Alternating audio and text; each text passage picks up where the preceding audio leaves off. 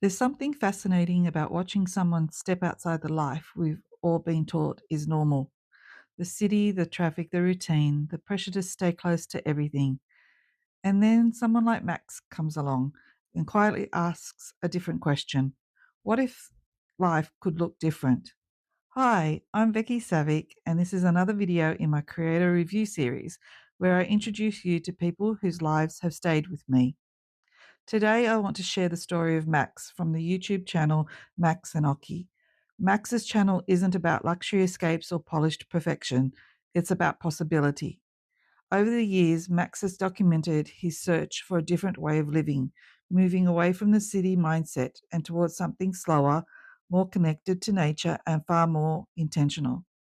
And alongside him, the entire time is Occy, faithful companion, adventure mate, and honestly, probably the most important decision maker in Max's journey.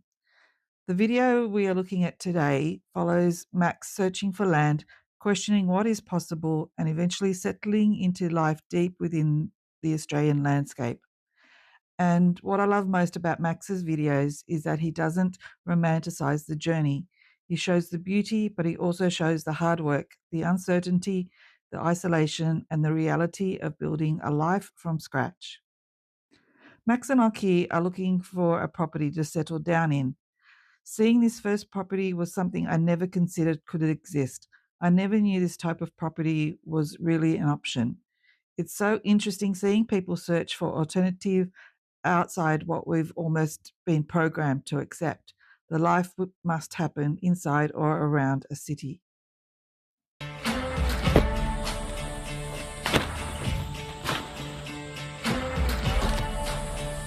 We're going camping. But this ain't just any camp trip. We are going to what could potentially be my new property that is completely off-grid. And yeah, it's a little wild. Well, straight off the bat, Occy can't help stealing the show. He's decided he likes it most up front. What I admire about Max is how open he is to a completely different way of life. Nature clearly means a lot to Max, and you can feel that he isn't just searching for land. He's searching for a feeling, a slower rhythm, more peace, more connection. Welcome. I have had my eye on this property for months now, and one of the big reasons I was pushing to get back here is to be able to check it out. We are an hour north of Sydney, an hour south of Newcastle where my brother is, so it's kind of perfect location. Yet as you can see, we are completely in the bush, and with that boat ride over, that is the first of, I would say, 4 main reasons that this property is actually within reach that I could afford to buy it, because boat access only for starters presents a myriad of problems with building it, and not only building it, once you're here, to get in and out, you've got to get on a boat, which I know is not for everyone. And I'm going to let you know the other reasons as we come across them on the property. I will give you a tour of the property as well, but first I want to set up camp, and before we even do that, there's one thing we're going to do.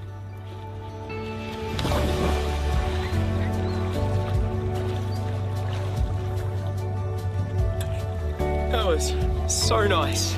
Keeping an open mind is a bit of an understatement when you see the next clip. Max's ability to see beyond what is physically there is honestly amazing. Most people would look at a difficult property and immediately focus on everything wrong with it, but Max seems to look at what it could be.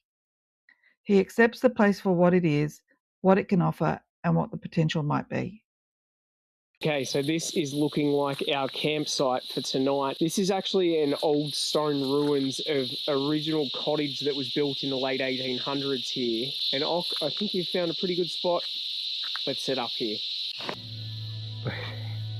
It's taking a little moment to soak in the first sunset here.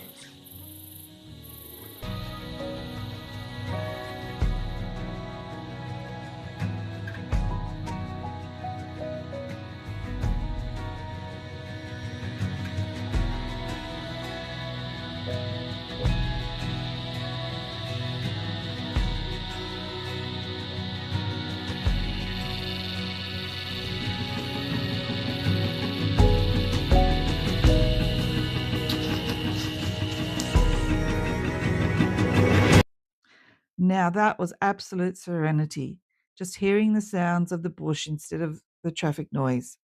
That alone feels healing. But at this point, you start wondering, is this simply a beautiful camping location, or could this genuinely become the place Max settles down? Here he is. Good morning, buddy. I thought you weren't going to come join me for coffee.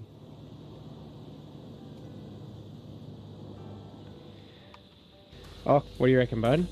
Coffee time? You're my yellow rose.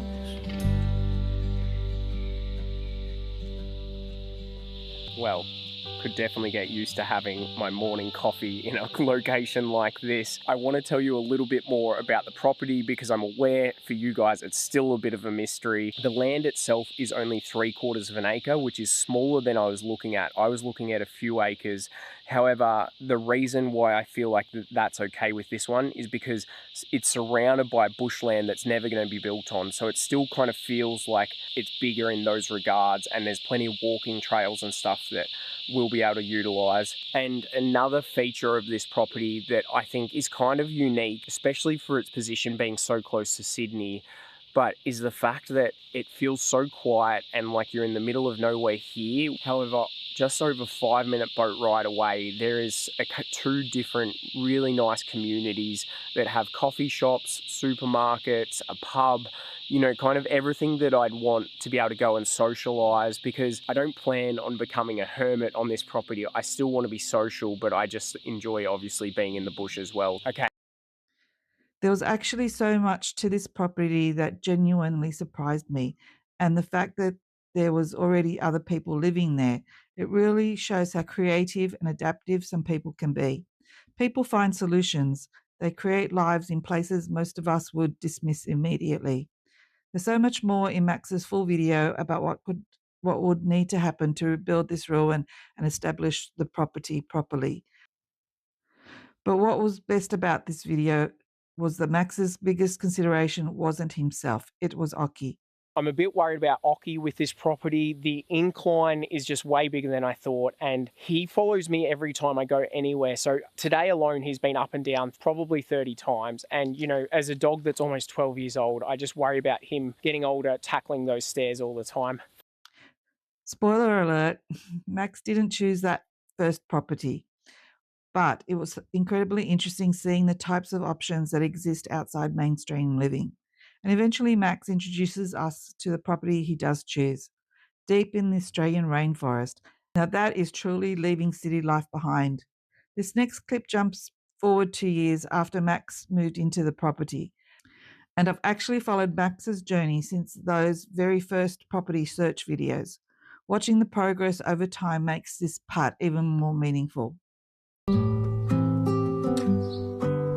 Wow, I could not have asked for a more stunning day to celebrate 2 years on my remote rainforest property here on the Australian East Coast. Believe it or not, right now it is winter and that sun is cooking down. Lately, I've become really kind of nostalgic. I can't believe that time has flown through so quickly. I want to put it out there right now, this place is far from finished, but I'm really proud of the changes that I've made because there's been some serious setbacks with that. So a quick recap for anyone new here. Before I moved onto this land, I was living in a van for 5 years with my best mate, my dog Occy, and I bought this piece of paradise because it had been a long time dream of mine to find somewhere that I could make self-sustainable, but I also wanted somewhere for Occy to be able to live out his final years. Occy, we've got land, buddy. We have land. This will be a great opportunity to look back on how far we've come. One thing Max does really well is showing both the bright and sunny side of rural life and the difficult, muddy, exhausting side too. There's problem solving constantly happening. Things break, things fail, things take longer than expected. But Max's attitude is genuinely admirable. Just because you don't know how to do something doesn't mean you shouldn't try. Everything's a bigger job than you think it'll be. Instead, we're going to start with where I had to live, when we first moved in here. For those of you that are new here, you would be excused for not really understanding what this structure is. This is the signature van deck. It was built out of necessity. Because I couldn't live in the cabin, I essentially had to increase my living space around the van that I moved back into. The beauty is I spent a lot of time building out this van, so it was pretty luxurious to start with. And by adding the deck, it just added to the living space around it. And as we walk through, I've also incorporated in the deck an outdoor shower. This was because essentially I wanted to no longer be a van life bum. I wanted to have a nice shower, and it's become a bit of a centerpiece of the property. It is hot, and it is also important because Kendall and Glenn don't have a shower in their place yet, so they still use this as their full-time shower. I avoid it a little bit more in winter, but on top of that, the van now doubles as a guest bedroom for the property, and it's a bit of a novelty experience for a lot of people. My mum loves it in particular.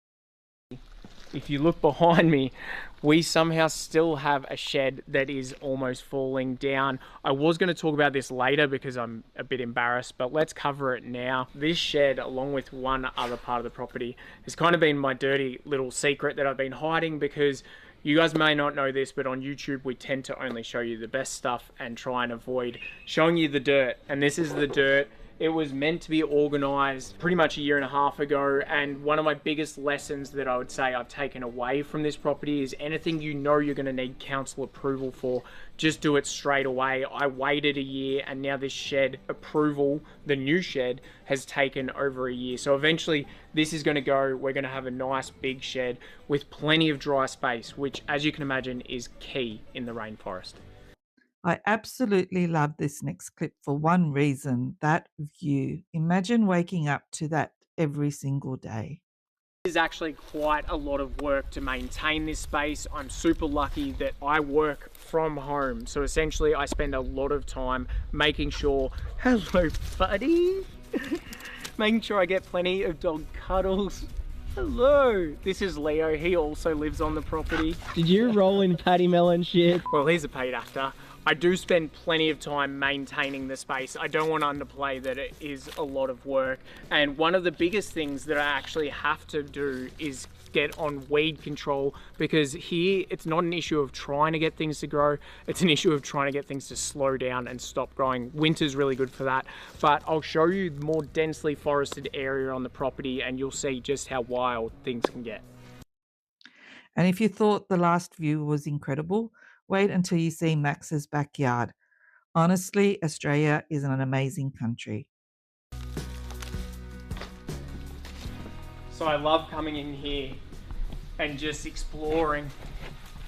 And I'm super lucky because about 40% of this property is really heavily forested like this, and I'm just letting it go and thrive and really be healthy rainforest in here. Obviously I do need to keep a bit of space around the house, but in here it does what it wants. I've also got 3 creeks surrounding the property. Leo's moving in on you.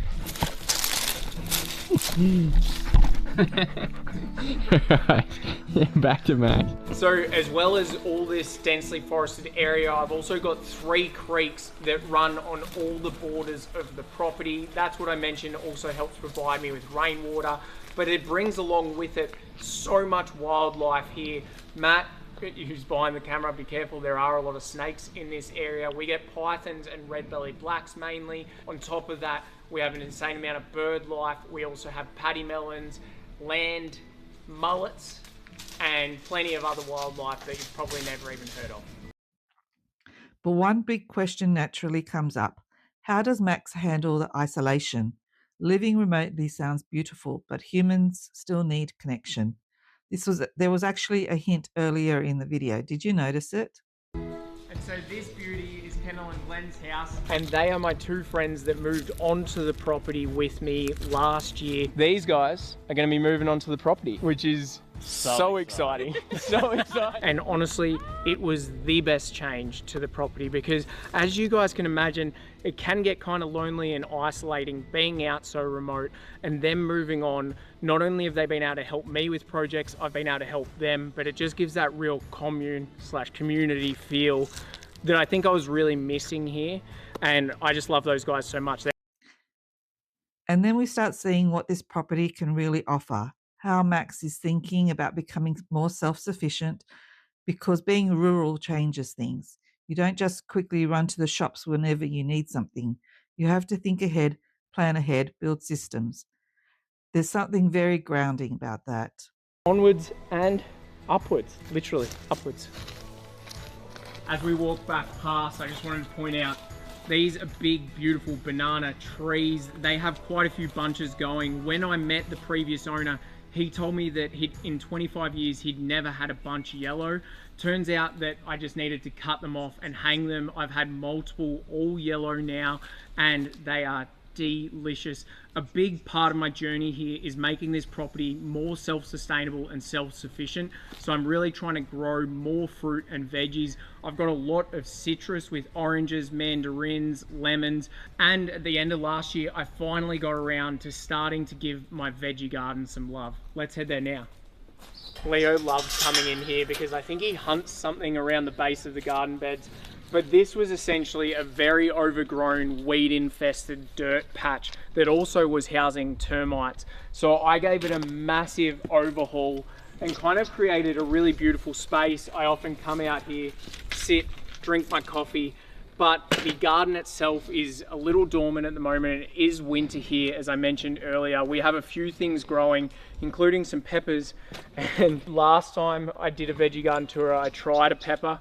This is a big habanero, so let's just go half. I can already tell I'm gonna really regret that, but let's keep moving through. This is really kicking in, and I just realized what I actually just ate. This is my first one of these, the Trinidad Moruga Scorpion Extreme Plus Plus. We're at 10 plus plus there with that one. Oh, my mouth is really watering. But we have managed to get some really good pumpkins, a lot of cos lettuce. I have passion fruit vines growing around the edge. And I'm starting to love gardening. Slowly starting to love gardening. And at times like this, when I need to relax, I go to the fig. Max definitely wasn't wrong about falling in love with gardening. There's actually a future video where Max updates us on his little garden and the fruit tree forest he's slowly cultivating. I never would have imagined rainforest and farming could coexist like this. The great thing about YouTube, you discover possibilities you never knew existed. And as Max continues showing more of the property, we slowly begin moving closer to the cabin. Final stop before we head into the cabin, because I can't go past it. It's one of my favorite places on the property. It's my outdoor toilet, loo with a view, bloody glorious. For a long time, this was the only toilet on the property, no longer the case. And I did add just this little saloon door. Glenn and I whipped that one up. Beautiful. And just somewhere to be able to wash your hands outside here, because once again, Kendall and Glenn don't have their toilet hooked up yet. So this is the toilet for them and us when we choose to use it. Home, sweet home. There's been a few changes to the front lately, so just in case anyone's also not up to date, I'm going to point them out. But recently had to kind of re-landscape this whole area. I had a couple of big palms that were growing way too close to the house. Sorry, old girl. Alright, Timmer, go! Have added all these plants that are going to grow up and really fill in along this whole space is the plan. Now, a big change to this property that I did make was with the help of Glenn. We added this whole front deck area. Before that, it was this uneven brick paving that got very wet. We're going to try and clear out all of these bricks in 2 hours. Coat 1 complete. Now I am sweating a storm. This has made it such a dry space, and not only that, it runs straight in from the house, so it's all level, so it really makes it feel like just increased living space. It's also great just having a table and chair set up out here. We can enjoy the northern sun on the deck there. You absolutely cannot call Max a slacker. The amount of work Max has put into this property is genuinely inspiring. And what makes it even more impressive is that so much of it has been learned along the way. I'm going to leave it there because you really should go and watch Max Occy's full videos. You will not be disappointed seeing what Max, along with his friends and family, have managed to accomplish. Now, before we go into the main cabin, I feel like we need to talk about the ceiling and the roof, because rebuilding the whole roof on my own was the biggest project I've ever undertaken. I have to admit, it's already starting to get to the point where I think it's going to be a miracle if everything goes right with this roof. Probably a little bit ambitious at the time. As you guys saw earlier in the video, this place when I moved in, or not long after, became open air, and the reason for that was that they found asbestos all throughout the internal of the house, including all the internal ceilings. And because this place is exposed beams, it meant to replace the roof, I had to rip off all the roof sheets, and then I had to relay all these ceiling boards before I could put the roof sheets back on. And the problem with that is, once you put the ceiling sheets on, if it rains, it's fully exposed. There was no rain on the radar when I did it. I really wanted this video to be a story arc of showing the successful completion of this roof. However, I think it's important to show that not everything goes according to plan. In the end, I called in a couple of friends to help me get it finished. Nice, team. Roofers, bring it in. Yeah. Still got a little bit of PTSD about it. Roofing is one job that I don't think I will ever do again, but it needs to be said because I am proud of the roof. Okay, we can finally head inside. It is now a boots off area inside, and I just want to set some expectations. I absolutely love it in here. There's a lot of charm. There still is a little bit of work to go, and in terms of changes that I've made in the last 2 years, a lot of the focus has been on this inside area because, as you saw, it got so gutted. It needed a lot of work to come back from that. Initially, I did think about demolishing the whole house and starting again. Whether I'm better off pulling it down and starting again. But honestly, this cabin has so much charm and I love it. It's built from hardwood from this road. Without further ado, Once again, Max is brutally honest with us, not pretending, no fake perfection, just real reflection, and with some wise words.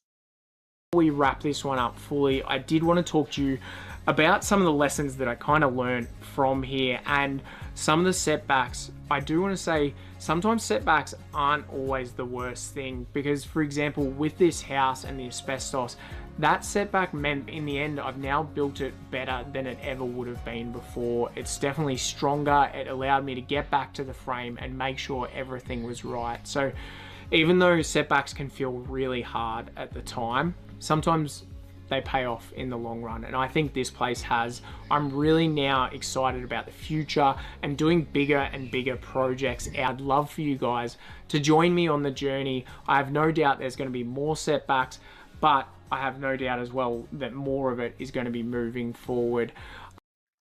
Now, I also don't want you to think that moving rural, relocating to a smaller town, or living on an isolated property is all peace, serenity, and beautiful views. There is also a darker side to this type of living, and that is security. Distance can become vulnerability. Emergencies become more serious when help is far away, and isolation, while peaceful, also means you need to think ahead in ways city living often doesn't require. Max actually addresses his security issues in a future video, and it's something best heard directly from someone living in that reality. So while videos like this can absolutely inspire us to consider how we live, also consider your safety too. Plan ahead for emergencies, make sure people know where you are, make sure trusted people know how to get to you, and make sure someone knows when they should start worrying if they haven't heard from you, because a reconsidered life should still be a safe one. I hope you feel as inspired by Max as I do, and I hope Max's journey gives you ideas about the possibility of reconsidering your own life and where and how you might want to live. Now, this type of journey is absolutely not for everyone, and that's completely fine. Not everyone dreams of moving to a farm near a small town like Gaz Oakley. Not everyone dreams of relocating to a rural town in Europe like Ava and Harper from Pastor Grandma. But if you ever had the small thought that quiet curiosity and life outside the city, an Australian rainforest is a pretty incredible option. And those views, wow. But let's just not think too much about the snakes and spiders.